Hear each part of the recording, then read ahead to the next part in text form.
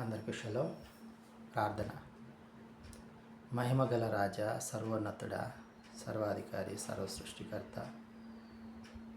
నిన్న నేడు నిరంతర ఏకరీతి గల తండ్రి, మీ ఘనమైన నామమునకు స్తుతులు స్తోత్రాలు చెల్లించుకుంటున్నాం.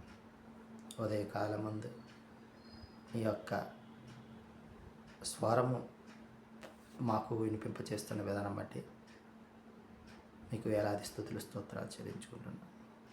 మీ స్వరమును విని మా జీవితంలో మేము మేలుకొని నిన్నే గురిగా, నీ మార్గములే గురిగా మేము నడుచున్నట్లుగా, ప్రవర్తించినట్లుగా మా యొక్క ఆలోచనలను నీ వైపు మరలు కొలిపి త్రిప్పి నడిపించమని, ఈ లోక ఆశను త్యజించేటట్లుగా మాలోని ఆశలను, కోరికలను నిర్మూలము చేయు రీతిగా తండ్రి మా ఆలోచనలను స్థిరపరచమని, బలపరచమని, ఆయత్తపరచమని ఈ మా మనవులను మా రక్షకుడు, విమోచకుడు యెషువా మెస్సీయ నామమున అడిగి పొందుకుంటున్నాం తండ్రి. ఆమేన్.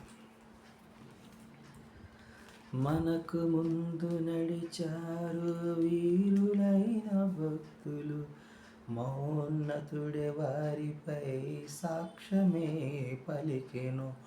మనకు ముందు నడిచారు వీరులైన భక్తులు, మహోన్నతుడే వారిపై సాక్ష్యమే పలికెను. మహిమ రాజ్యమును చూచి మదిగంతులు వేసెను.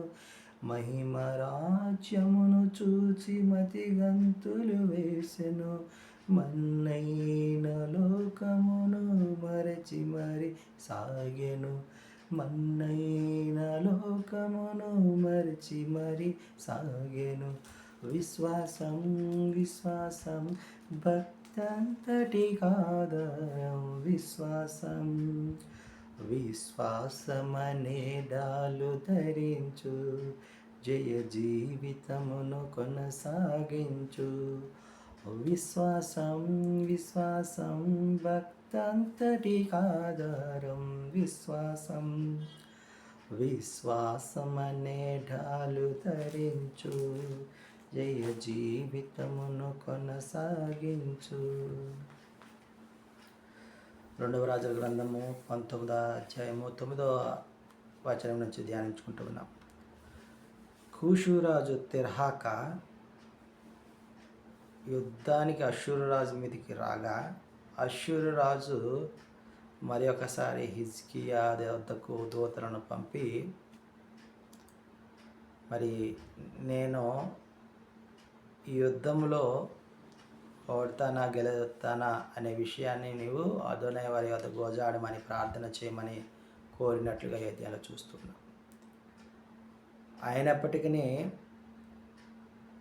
గోజాను వారును, హారాను వారును, రెజీపు వారును, తెలషారు నుండి దానిలో నివసించిన ఏదేనీయులు కానీ వారి నుంచి తప్పించుకోలేకపోయారు. మరి మనము తప్పించుకొనగలమా అనే విషయాన్ని మరి హిజ్కియా వద్దకు తీసుకురాగా, హిజ్కియా మరి వారి నిమిత్తము ప్రార్థన చేస్తారు. ఆ విధంగా ప్రార్థన చేసినప్పుడు హిజ్కియా ఒక ప్రార్థనను తండ్రి విని మరి వారి నుండి అష్షూరు రాజుని విడిపిస్తాడు అని యెషయా ద్వారా మరి ఈ విషయాన్ని తెలియజేస్తూ ఉంటున్నాడు. కాబట్టి పూర్వమందే కలుగజేసి తిని, పురాతన కాలమందే నిర్ణయించి తిని అనే విషయాన్ని జ్ఞాపకం చేస్తున్నాడు.